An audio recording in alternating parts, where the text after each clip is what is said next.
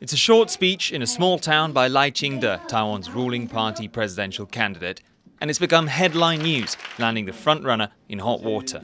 Specifically for these words: when Taiwan's president can enter the White House, then the political goal we're pursuing will have been achieved.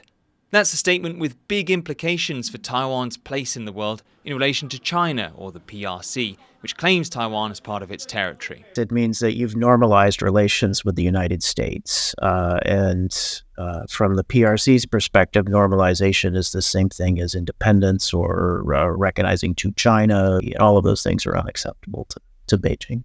The US maintains a delicate balance between its ties with China and with Taiwan.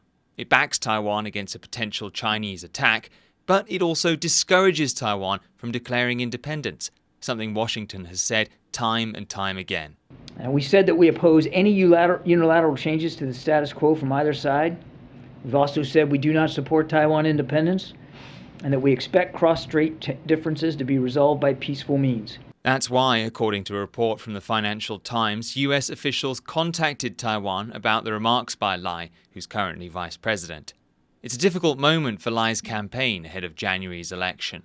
It's frustrating from the Lai camp, I'm sure, because they've spent the last 6 months to a year really trying their best to convince not just Washington, D.C., but most of the world that Lai is in fact a pro-status quo presidential candidate, and that he is going to be essentially a Taiwan 2.0 if elected president.